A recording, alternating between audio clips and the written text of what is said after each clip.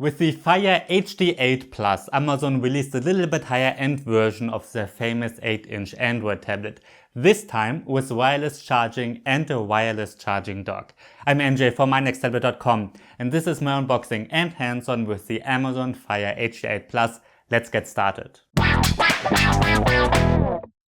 Before we start, I'd like to thank our sponsor ExpressVPN. With the VPN, you can hide your IP address or encrypt your internet connection. That means your data is secure, even if you connect to some weird Wi-Fi while traveling. Or you can use it to watch movies from Netflix and others that are not available in your location.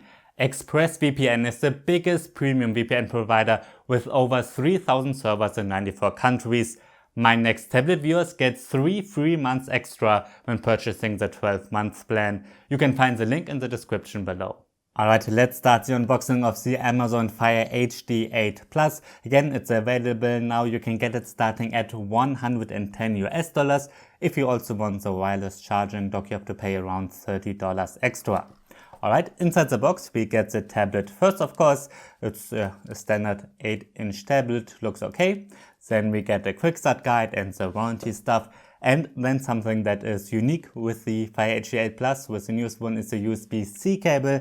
This is the first 8-inch Amazon tablet with USB-C, so that's nice. And then we just get the standard charger and that's it.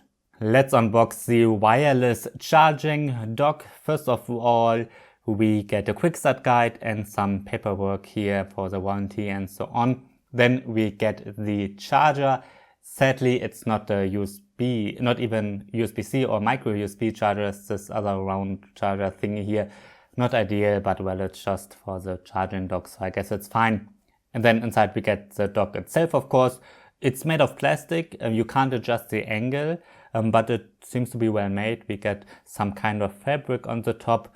Well, it looks nice, I think. Since I shot the first part of this video about a day has passed already, I already installed a couple of games and played them a bit and ran some benchmarks and so on, so that I've got a bit more to tell you about this tablet. We are starting with the design, and that's a bit disappointing. I was a bit disappointed when I was first holding it in my hands, because it does not feel high-end at all. Somehow from the press images I got the impression that Amazon improved the design a bit with maybe slimmer bezels, maybe a bit higher-end body, but yeah, that's not the case at all. We get black bezels that are symmetrical now, but they are about similar in size overall than with the predecessor. I've got the predecessor here, and you can see that on the sides the bezels got bigger on the new one, and on the top and bottom they got a bit slimmer, but overall that's very similar. And in fact the body is very similar overall. We get a plastic body on both. Again, this is the one from 2018, this is the new one, and yeah, they changed the design a little bit. Now Amazon wants you to use the landscape orientation, while they made it for the portrait orientation previously, but besides that it's very similar. So yeah, it's just a bit disappointing. I kind of hoped that Amazon will improve it a bit further, but yeah, they didn't. So let's go around the device. First of all, we've got the symmetrical black bezels around the screen now. Then we get a 2-megapixel webcam on the top, and on the back we get the full plastic body and another 2-megapixel camera here. There's the Amazon logo. And yeah, usually Amazon builds them quite robust. They always make advertisements that they are more robust than an iPad mini and so on, and that's fine, but it does not feel robust at all. It feels a bit cheap. It's basically just plastic, because I mean, this is just plastic. But yeah, we will have to live with that. Then let's go to the side here. We've got the new USB-C port here, which is nice. I also like that we still get a headphone jack, because many new tablets are lacking one. Then we get a power button and the volume rockers. On this side we've got 2 speakers that offer a real stereo separation, and the speakers are actually pretty good. While the design disappointed me a bit, the speaker surprised me positively a bit.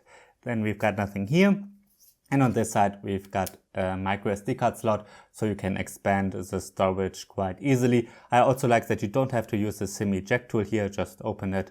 So yeah, that's pretty great. So much about the design. It is relatively thick, it's not too light, and yeah, it feels quite cheap, but this tablet is cheap, so maybe that's okay. Let's get to the display, and that's another kind of disappointment. Basically, nothing has changed compared to the predecessor. It seems to be exactly the same screen. It has a resolution of 1280 by 800, which means that you can see some pixels, especially if you look closely. If you hold it further away from you, it looks fine, and for watching movies and so on, it's fine. But if you're reading text and if you look closely, then you can see some pixelation, especially if you're used to a kind of modern smartphone. Pretty much every smartphone has a higher pixel density, so yeah, keep that in mind. Colors look fine, and the viewing angles are pretty good too, nothing to complain about. The brightness is okay as well. Obviously, it's not breaking any records at all, but it's totally fine.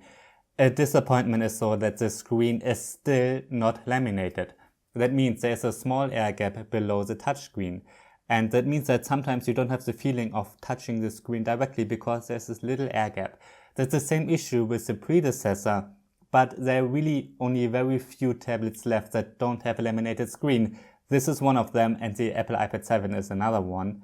So yeah, almost every other tablet has a laminated screen, and pretty much every Android tablet that's a little bit higher end has a laminated screen nowadays, including the 8-inch tablets from Lenovo and Samsung. Yeah, I just think it's a bit disappointing. I really wish Amazon would use a laminated screen. The Amazon Fire HD Plus is running Fire OS. That's basically the own version of Android from Amazon. It is based on Android 9 Pie, but it does not have anything to do with Google's Android anymore, at least not really. It's just Amazon's Android. You don't have any Google apps pre-installed. You don't get a Google Play Store, you don't get Chrome, you don't get Gmail, you don't get YouTube.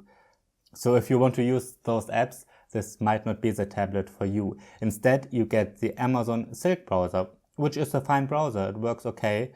It's just the Amazon Silk browser. You also get the Amazon App Store. You get Prime Video, of course, and all these services from Amazon, like the Kindle books, Audible, and so on. And inside the Amazon App Store, you can find quite a lot of apps. Among those are Netflix, Disney+, I believe there's Spotify, Twitch is here, as you can see. There are quite some apps. You can even use Zoom here. And there are lots of games too. But a lot of apps are also missing. For instance, you can find some from Microsoft, but certainly not all. You don't find any apps from Google here. So if there's an app that you really need, you should check first if you can get it inside the Amazon App Store. Now, if you are an Amazon user, if you use Amazon services a lot, then this might be the perfect device from you. You have got direct and fast access to the Amazon Kindle ebooks, for instance, or to Amazon Prime Video, to the games and apps at the App Store. You can obviously shop on Amazon, you can use Amazon Music, you can use Audible, audiobooks, and so on. So you've got very fast and easy access to those.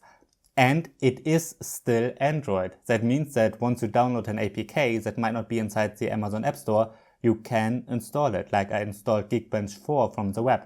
I downloaded the APK and then I installed it. I plan to do the same with the Google Play Store, YouTube and Chrome and so on. Usually you can install the Play Store quite easily on Amazon devices. It might break your warranty depending on where you're from maybe. It might vary a bit by country, so don't make me responsible for it. But usually it's possible, and then you can install YouTube and pretty much everything or most apps out of the Google Play Store. I'm planning to do that after this unboxing video, but I wanted to try it a bit without it first. So you can do that, but obviously if you're gifting it to your grandmother or something, then she probably won't be able to install the Google Play Store herself unless she's working or she used to work in the tech sector or something. Let's check out this tablet in combination with the wireless charging dock. The Amazon Fire HD 8 Plus is the first tablet from Amazon and the only one at the moment that supports wireless charging. It's using the Qi standard.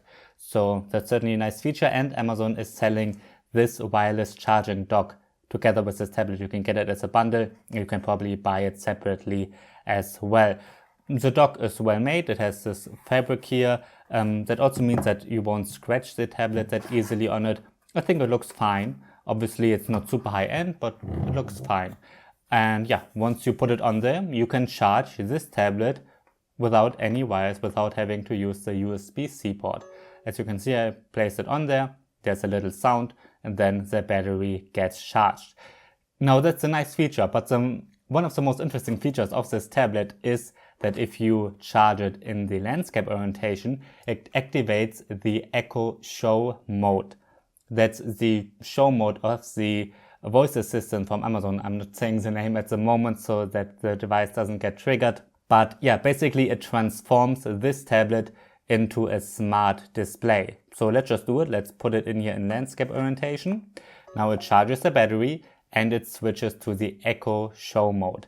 Now I can say, Alexa, wie ist das Wetter in Berlin heute? I have it set to German, so I'm speaking German, and it tells us the weather in Berlin at the moment. That's nice, and it will show us some information, just like a smart display would. You can use it exactly like you can with another Echo device. And once you take it away, then the show mode gets deactivated. Now you don't have to use this dock for the Echo Show mode. You can use a standard tablet stand and then you can activate it in the settings too. There's a little switch here. Once you press it, it gets to the show mode, it turns it on.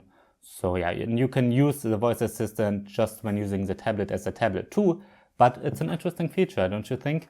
So yeah, that's a quite interesting combination. Inside the Amazon Fire HD8 Plus runs a 2 GHz quad-core processor, so 4 cores, clocked with up to 2 GHz, and we're getting 3 GB of RAM. That's one of the main differentiators compared to the standard Fire HD8, which only has 2 GB of RAM. Here we get 3 GB of RAM. We also have 32 GB internal storage, and you can get versions with 64 GB as well. There's no LTE option at the moment. You can see in my Geekbench 4 benchmark comparison here that the performance did improve a bit compared to the 2018 Fire HD8. It got a little bit better. It's similar to the Lenovo Tab M8 HD, which is similar price, so you won't see any huge performance differences between those. You can see me here playing PUBG Mobile, and it does run surprisingly well. I set the graphics to HD, and it works fine. It's totally playable. The tablet gets a bit warm on one of the sides, but yeah, that's okay. If you see some stutters in between, you can set the graphics to medium to make it run smoother, but I thought it's totally playable with HD graphics. So for simple games and also for some high-end ones like PUBG Mobile here, the performance is okay. Obviously not as good as with a high-end tablet, but okay. And one of the reasons for that might be that we get such a low resolution screen here. The game or the graphics chip doesn't have to push that many pixels. Alright, my first impressions of the Fire HD8 Plus are two-sided. On the one hand, I really like the combination with the wireless charging dock. If you want to use a smart speaker, and if you want to have a tablet and a smart speaker in one device, then I think it's a great combination. It's really something interesting that Amazon built here with the wireless charging and the dock. I think for some people who like to use Echo devices, it can be really a great combination. On the negative side, I don't like that we don't get a laminated screen. For 2020, I think we really should get a laminated screen. Sure, this is a super cheap tablet, but still. Also, the design, it's a bit old. Sure, Amazon made it new, but it feels very plasticky. It's all plastic. It just doesn't feel high-end at all. You have the feeling of holding something cheap. Now, you might say, yeah, it's a super cheap tablet. Of course, it feels cheap, but there's a competitor. It's the Lenovo Tab M8 HD. It's super cheap as well. This is the HD version, and here the screen is laminated and we're getting a metal body which feels like a premium 8-inch tablet. It really is premium feeling, even though it's about similar in price. So it's thinner, it looks better, has much slimmer bezels as you can see, and it's about the same price. Yeah, it does not have any wireless charging, it does not have the same show mode here, but you can actually get a smart version of this one too, with an assistant. That one costs a bit more than though. So yeah, I think if you just want a standard tablet, if you don't need the smart speaker from Amazon, then I think this one will be the more interesting choice. But certainly watch my review of this tablet first, because it's not a perfect tablet at all. I just think it's more interesting than the Amazon Fire HD8 Plus at the moment. But I didn't review this Amazon tablet yet. I have to do that now. I will play some games. I will use it as my day-to-day tablet for a while, surf the web, just use it normally, install the Google Play Store and so on. And then who knows, maybe I will change my opinion. But yeah, my first impressions, they are just not amazing. The wireless charger and the assistant, they're great. Everything else is just okay, kind of. Alright, that's my unboxing of the Amazon Fire HD8 Plus. If you have any questions, please write them in the comments and subscribe to this channel. I'm reviewing pretty much every tablet that gets released. I'm NJ from mynexttablet.com. Thanks for watching and see you next time.